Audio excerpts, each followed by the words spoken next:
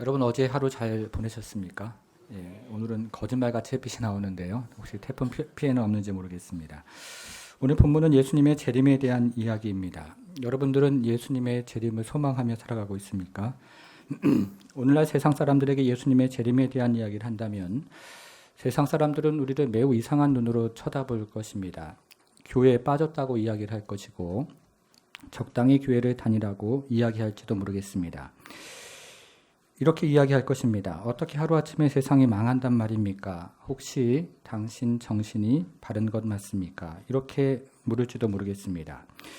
여러분, 그런데 이 같은 세상의 소리가 우리에게 영향을 미칩니다. 그래서 우리는 예수님의 재림에 대한 소망을 때로는 잃어버리기도 하고 예수님의 재림을 때로는 두려워하기도 합니다.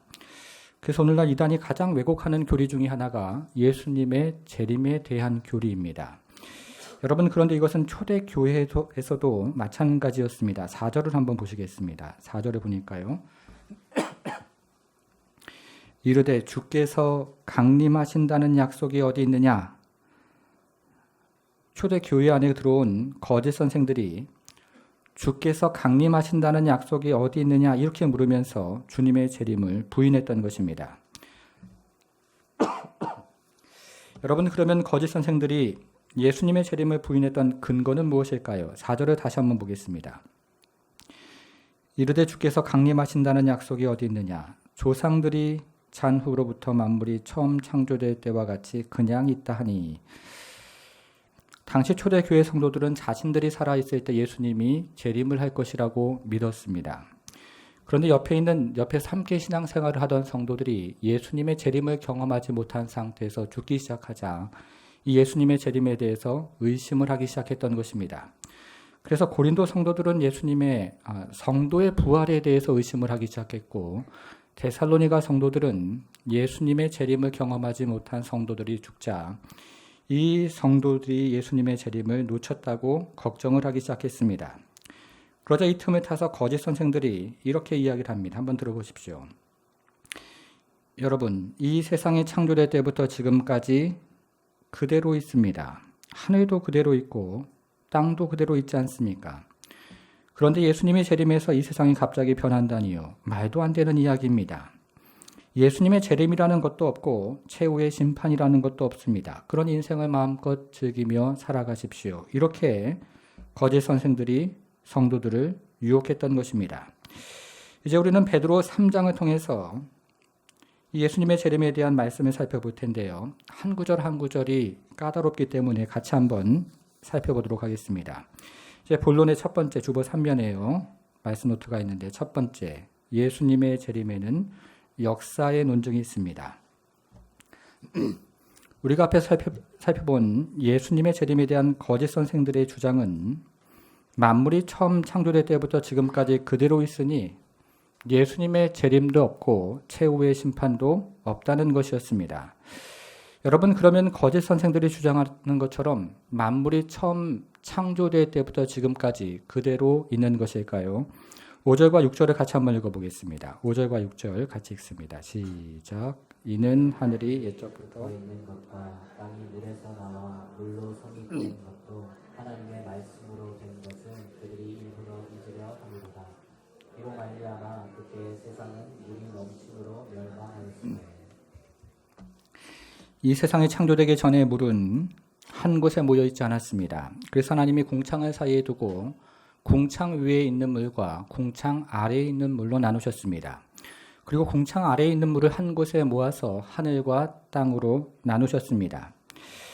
여러분, 그것이 5절을 보니까 땅이 물에서 나와 물로 성립이 되었다는 그런 말씀입니다. 그런데 하나님의 말씀으로 창조된 세상에 죄악이 관용하게 되었습니다. 하나님의 아들들이 사람의 딸들의 아름다움을 보고 그들을 아내로 삼기 시작했습니다. 그리고 하나님의 아들들이 하나님을 사랑하는 것보다 먹고 마시고 시집가고 장가드는 것을 더 사랑하기 시작했습니다. 그래서 하나님은 사람을 지으신 것을 한탄하면서 지면에 있는 모든 생명체를 쓸어버리기로 작정을 하셨습니다. 그러자 땅에 있는 모든 샘들이 터지기 시작했고 하늘에 있는 창문이 열리기를 시작합니다. 이렇게 비가 40주야를 쏟아지자 땅 위에 있는 모든 생물들이 죽었습니다. 사람들이 죽었고 가축들이 죽었으며 심지어는 공중의 새들까지 모두 죽었습니다. 오직 노아의 가족들과 방주 안에 있는 생명들만 살아남았던 것입니다. 여러분 6절을 한번 보시겠습니다. 그것이 6절인데요. 이로 말미암아 그때의 세상은 물이 넘침으로 어떻게 됐습니까? 멸망하였으되 그렇기 때문에 만물이 처음 창조될 때부터 지금까지 그대로 있다는 거짓 선생들의 주장은 잘못되었다는 것입니다. 이렇게 예수님의 재림에는 역사적인 논증이 있습니다. 자, 두 번째는요. 예수님의 재림에는 성경의 논증이 있습니다. 여러분, 그러면 성경은 예수님의 재림에 대해서 어떻게 이야기를 할까요? 화면을 통해서 시편 90편 4절을 함께 읽어보겠습니다. 같이 읽습니다. 시작. 주의 목전에는 천년이 지나간 어제 같으며 밤의 한순간 같을 뿐임이니이다.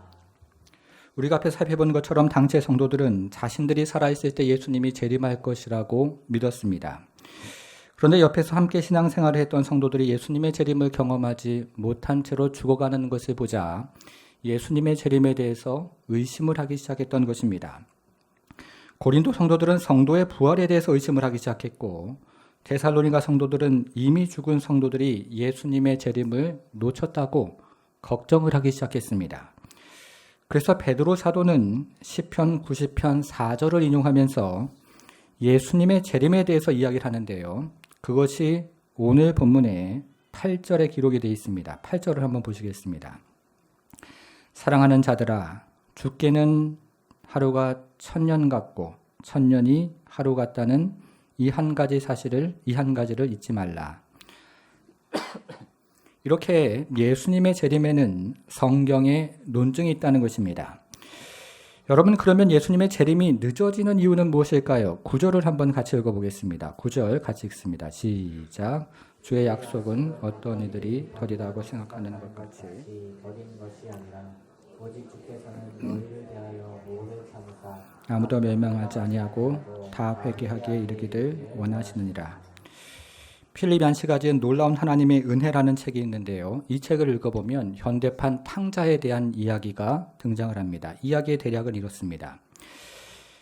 자기를 사랑하는 아버지의 교훈을 간섭처럼 여긴 딸이 아버지의 교훈을 더 이상 참지 못하고 아버지의 집을 떠났습니다. 이 소녀가 도착한 곳은 디트로이트라는 매우 거대하고 삭막한 도시였는데 이 소녀는 거기에서 자유를 마음껏 누리며 살아가게 되었습니다.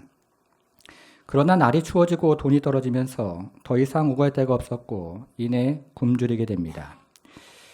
그때 이 소녀에게 어둠의 손길이 뻗어왔습니다. 그러나 이 소녀는 어둠의 유혹을 이기지 못하고 몸을 팔게 되었고 약물에 중독이 되었습니다. 이제 부모의 품 안에 있을 때 보았던 앳되고 맑았던 그 모습은 모두 사라져버렸고 하루하루 걱정하고 근심하며 살아가는 처지가 되었습니다. 그러던 어느 날이었습니다. 그날도 어김없이 건물 모퉁이에서 잠을 청하고 있는데 바람결에 굴러온 우유팩에 아이를 찾습니다 라는 광고를 보게 되었습니다. 그때 이 소녀는 이런 생각이 들었습니다. 엄마 아빠도 나를 찾고 계실까? 불현듯 고향 생각이 났던 것입니다. 봄날의 따스한 햇살 아래에서 뛰어놀았던 들판과 그리고 함께 그곳에서 놀았던 강아지가 생각이 나면서 이 소녀는 더 이상 차가운 길바닥에 누워있을 수가 없었습니다. 이제 소녀는 용기를 내서 연거푸 3번 집으로 전화를 했습니다. 그러나 아무도 전화를 받지 않았고 계속해서 응답기만 울렸습니다. 처음 2번은 그냥 전화를 끊어버렸습니다. 그러나 3번째는 용기를 내서 이런 메시지를 남겼습니다. 엄마 아빠 저예요. 집으로 돌아갈지도 모르겠어요. 제가 며칠 몇 시에 버스를 타고 우리 동네 정거장을 지나갑니다. 거기 나와주시면 거기서 내려 집으로 돌아갈게요. 그러나 아무도 없다면 내리지 않고 그냥 가겠습니다. 이렇게 메시지를 남기고 정해진 날짜에 버스를 탔습니다. 소녀를 태운 버스는 한참 동안 달렸고 이제 고향 정거장에 가까이 왔다는 소리가 안내방송을 통해서 들렸습니다. 이제 소녀를 태운 버스는 터미널에 도착을 했고 이 소녀는 매우 근심 어린 눈으로 버스의 창문 밖을 바라보고 있는데 그때 나무의 가지마다 노란 손수건들이 펄럭이고 현수막이 펄럭이는 것이 보였습니다. 그리고 그 현수막 아래에 사람들이 모여 있었는데요. 가까운 이웃들도 있었고 친척들도 있었고 오빠도 있었고 그리고 동생들도 보였습니다. 그리고 그 사이로 아빠와 엄마가 버스에 내리는 딸 앞으로 다가옵니다. 이제 소녀는 아빠 앞에서 아빠 죄송해요 라고 말을 했는데 이 아빠가 그 말이 채 끝나기도 전에 입을 가로막고 이렇게 이야기를 합니다. 얘야 잘 왔단다. 아무 말 하지 않아도 괜찮아. 집으로 가자꾸나. 모두가 널 기다리고 있단다. 이렇게 이 이야기는 마무리가 됩니다. 성도 여러분, 이 이야기에 등장하는 아버지의 마음은 어땠을까요? 이 이야기에 등장하는 아버지는 사랑하는 딸이 집을 나간 바로 그날부터 인생의 모든 의미를 잃어버렸습니다. 사랑하는 딸이 집을 나간 바로 그 순간부터 시간이 멈춘 것 같았습니다. 그리고 사랑하는 딸이 집을 나간 바로 그 순간부터 하루가 마치 천년처럼 길게 느껴지기 시작했습니다.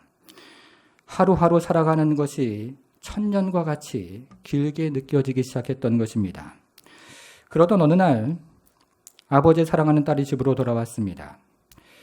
여러분, 이때 아버지의 마음은 어땠을까요?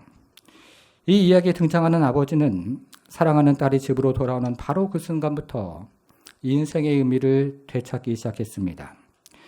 사랑하는 딸이 집으로 돌아오는 바로 그 순간 멈추었던 시간이 흘러가기를 시작합니다.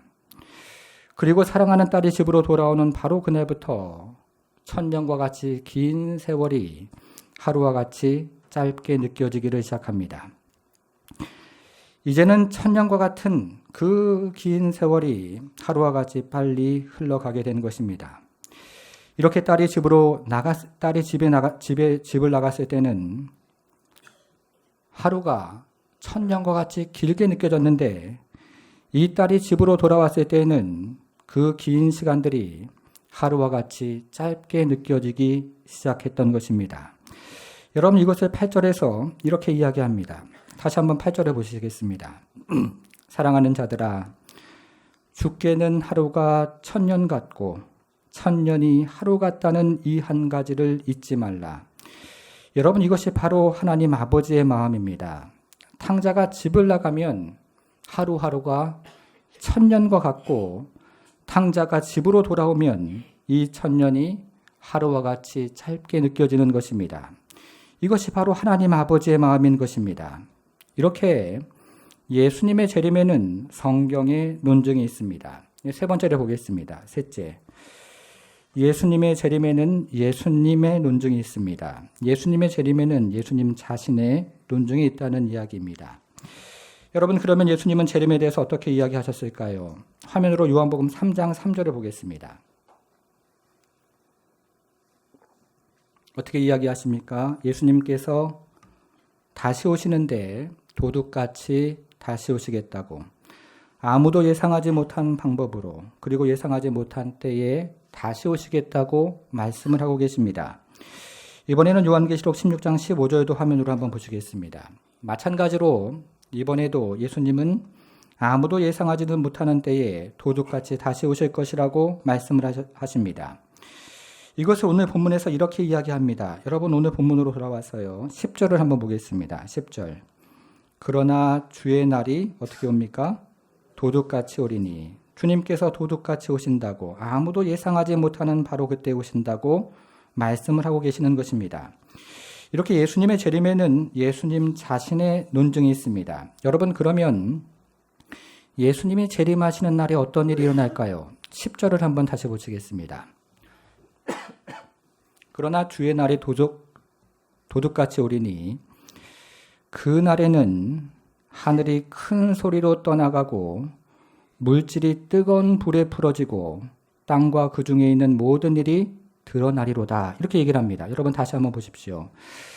이 구절은 예수님의 재림을 네 가지 동사로 사용해서 설명을 하는데 다시 한번 보시겠습니다. 첫째는 주의 날이 도적같이 오는 것입니다. 둘째는 그날의 하늘이 큰 소리를 내며 떠나가는 것입니다.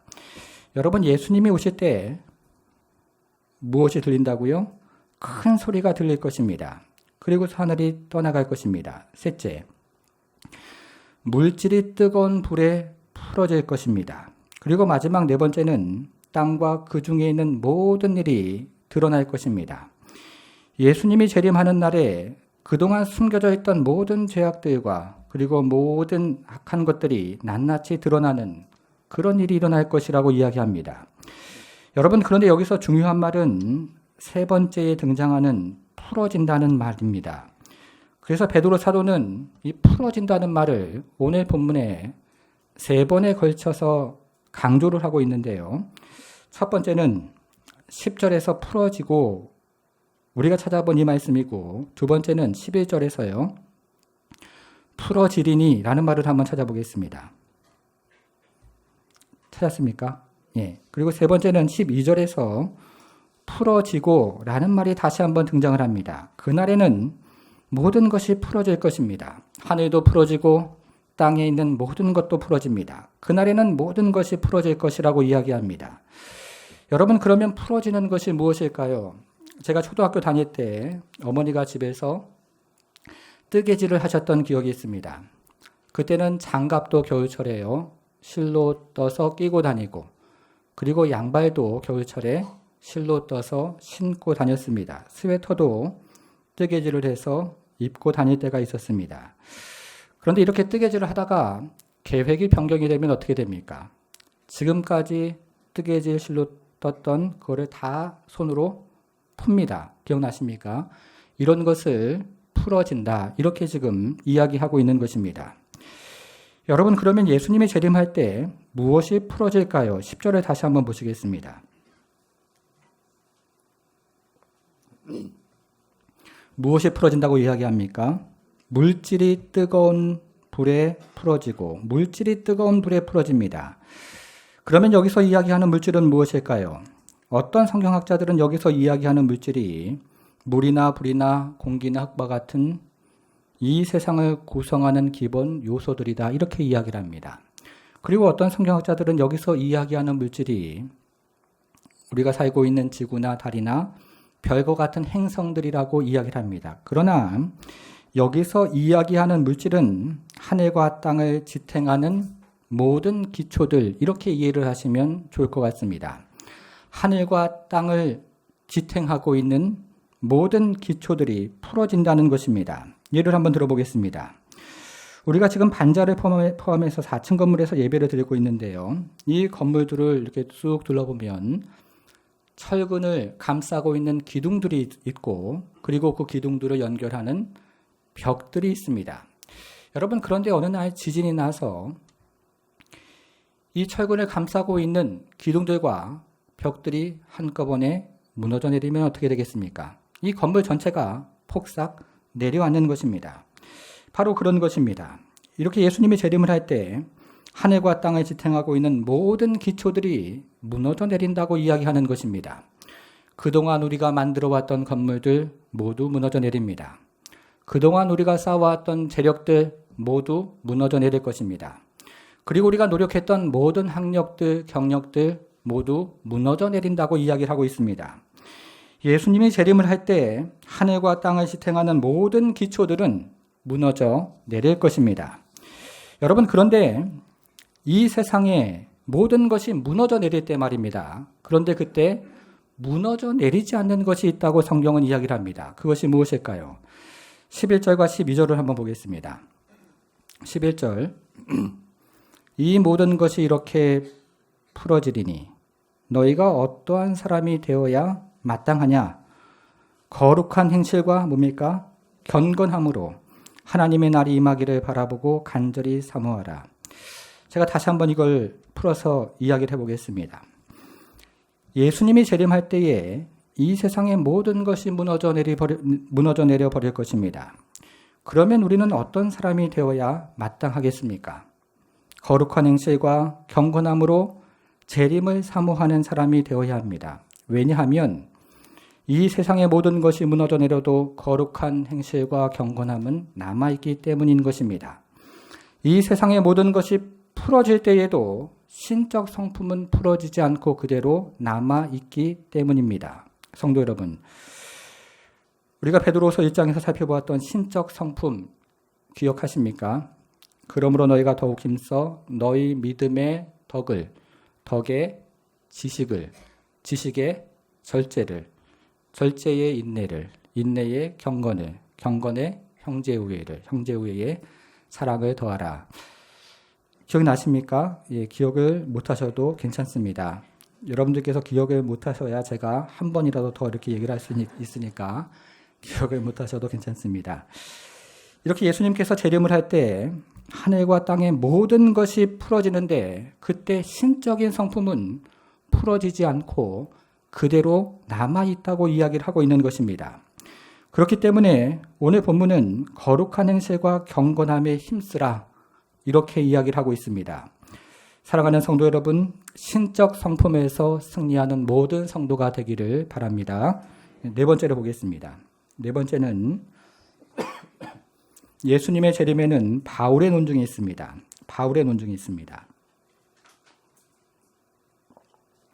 그러면 사도 바울은 재림에 대해서 어떻게 이야기를 할까요? 이번에는 로마서 2장 4절을 화면으로 한번 보겠습니다. 같이 한번 읽겠습니다. 시작. 혹 내가 하나님의 인자하심이 너를 인도하여 회개하게 하심을 알지 못하며 그의 인자하심과 용납하심과 길이 참으심이 풍성함을 멸시하느냐. 여러분, 말씀이 다소 어려운데 이 말씀은 이런 의미입니다. 한번 들어보십시오. 하나님의 인자하심은 회개를 주기 위한 기회이지 방종의 기회를 주기 위해서가 아닌 것입니다. 다시 한번 말씀을 드려보겠습니다.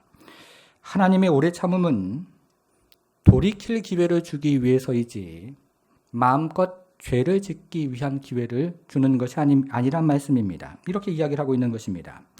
그런데 거짓 선생들은 이 말씀을 억지로 이렇게 풀었습니다. 여러분, 구약의 역사를 읽어보십시오. 이스라엘이 끊임없이 불순종을 저질렀지만 하나님은 끊임없이 인내해 오셨습니다. 그리고 이것은 오늘날에도 마찬가지 아니겠습니까? 여러분들이 이 세상을 즐기면서 끊임없이 불순종을 하더라도 하나님은 끊임없이 인내하실 것입니다. 그러니 예수님의 재림이 있다거나 심판이 있다는 것은 모두 거짓이고 여러분들은 이 세상을 마음껏 즐기면서 살아가도 괜찮겠습니다. 이렇게 거짓 선생들은 사도 바울의 말씀을 억지로 풀었던 것입니다. 이것을 오늘 본문에서 이렇게 이야기합니다. 오늘 본문을요, 15절, 16절을 한번 보겠습니다. 15절, 16절 보니까 15절입니다. 또 우리 주의 오래 참으심이 구원이 될 줄로 여기라. 여러분, 이것은 사도 바울이 했던 것을 인용하고 있는 것입니다. 우리 주의 오래 참으심이 방종의 기회가 아니라 구원의 기회가 될 줄로 여기십시오. 우리가 사랑하는 형제 바울도 그 받은 지혜대로 너희에게 이같이 썼고 16절 또 그 모든 편지에도 이런 일에 관하여 말씀하였으되 그 중에 알기 어려운 것이 덜어 있으니 무식한 자들과 굳세지 못한 자들이 다른 성경과 같이 그것도 억지로 풀다가 스스로 멸망에 이르렀느니라. 하나님의 인자하심은 구원의 기회를 위해 주어진 것이었습니다. 그런데 거짓 선생들이 하나님의 인자하심을 방종의 기회로 삼았던 것입니다. 이렇게 거짓 선생들은 예수님에 대한 말씀을 억지로 풀다가 멸망에 이르는 사람들이었던 것입니다. 성도 여러분, 예수님은 다시 오십니다. 예수님은 반드시 재림하십니다. 왜냐하면 예수님의 재림에는 우리가 지금까지 살펴본 것처럼 역사의 논증이 있고 그리고 성경의 논증이 있습니다. 그리고 예수님의 재림에는 예수님 자신의 논증이 있고 그리고 사도 바울의 논증이 있기 때문입니다. 이렇게 예수님은 반드시 오십니다. 반드시 재림하시는 것입니다. 사랑하는 성도 여러분, 예수님의 재림을 소망하며 살아가는 성도가 되기를 바랍니다. 이제 베드로 사도의 서신서를 마무리해 보겠습니다. 여러분, 주보 안에 올리브 카드가 있는데요. 올리브 카드 뒷면을 보면 베드로 전서와 베드로 후서가 정리가 되어 있습니다.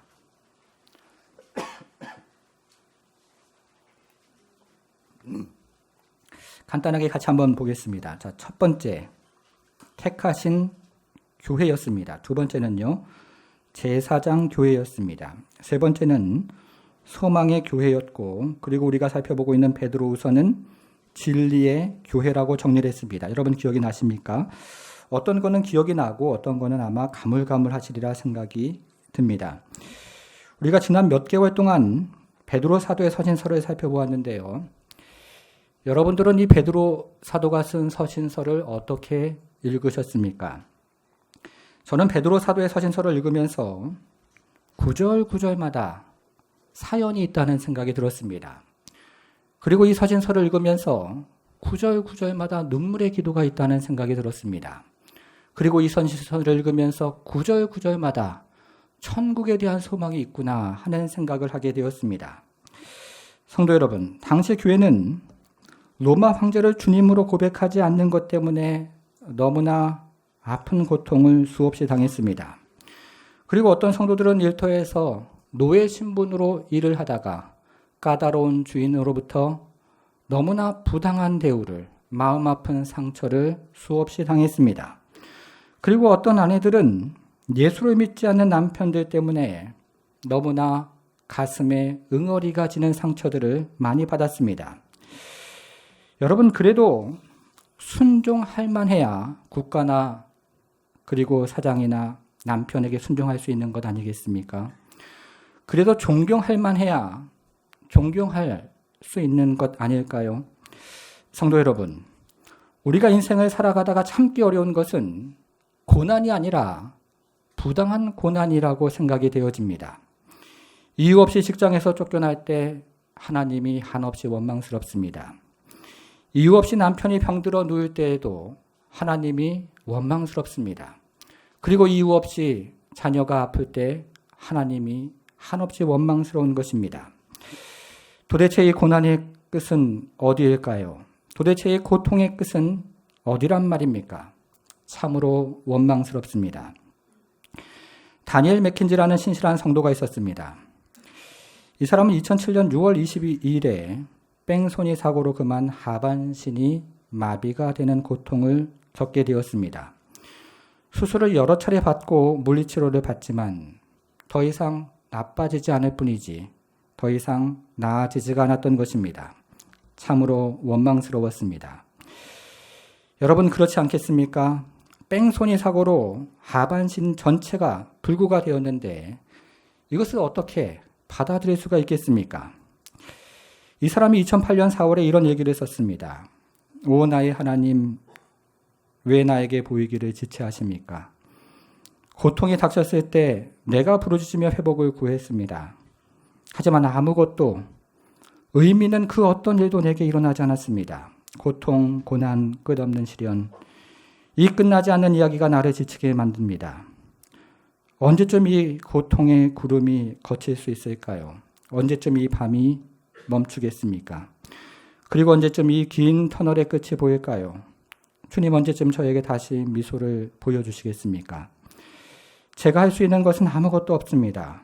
나는 아무것도 할 수 없어서 황폐함과 기다림으로 나와 함께 제 가운데 앉아있는 자들에게 위로를 받을 뿐입니다. 여러분, 이 사람은 아침마다 하나님께 매달리며 용기를 냈지만 그 용기는 몇 시간이 지나지 않아서 아침 이슬과 같이 사라져 버립니다. 하루에도 몇 번씩 혼란스러웠고 그리고 하루에도 몇 번씩이나 원망스러웠습니다. 그렇던 어느 날 이 사람이 이렇게 이야기를 합니다. 하나님은 나의 고통을 해결해 주지 않았습니다. 그러나 하나님은 내게 애통하는 법을 가르쳐 주셨습니다. 그리고 이 애통이 하나님을 더욱 가까이 하게 만들었습니다. 성도 여러분, 우리가 지금까지 살펴보았던 이 베드로의 편지를 받고 있는 사람들은 매우 부당한 고난을 받고 있는 사람들이었습니다. 국가로부터 부당한 고난을 당해서 육신이 병들어가는 사람들이었고, 까칠한 주인에게부터 부당한 대우를 받아서 마음이 상해가는 종들이었습니다. 그리고 예수 믿지 않는 남편들에게서 부당한 무시를 평생토록 당하면서 힘없이 살아가는 아내들이었습니다. 그리고 지금 이 편지를 받고 있는 사람들은 병든 자녀를 가슴에 품고 처절하게 하나님 앞에 나아가 울부짖는 성도들이었고, 직장을 잃고 가족의 생계를 걱정하는 그런 남편들이었습니다. 모든 소망을 잃어버린 사람들이었습니다. 여러분, 그런데 이 선신서의 마무리에서 오늘 베드로 사도는 이런 사람들에게 어떤 이야기를 하고 있습니까? 예수님이 다시 오신다고 이야기를 합니다. 예수님이 재림하신다는 것입니다. 그날에 예수님이 다시 오셔서 내가 끝까지 나에 대한 그 믿음을 버리지 않는 것을 내가 보았다. 이렇게 말씀하시면서 의의 면류관을 씌워주신다는 것입니다.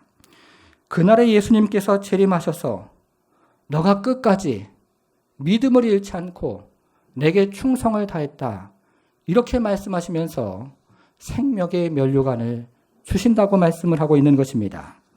예수님은 다시 오십니다. 사랑하는 성도 여러분, 예수님은 반드시 다시 오십니다. 그리고 우리 주님께서는 반드시 재림하십니다. 그리고 그날에 우리 모든 성도들의 눈물을 닦아주시고 우리 모든 성도들을 품에 안으시며 영원한 영광 가운데 새 하늘과 새 땅으로 인도해 주실 것입니다. 사랑하는 성도 여러분, 이 소망을 가지고 살아가는 모든 성도들이 되기를 주님의 이름으로 축복합니다.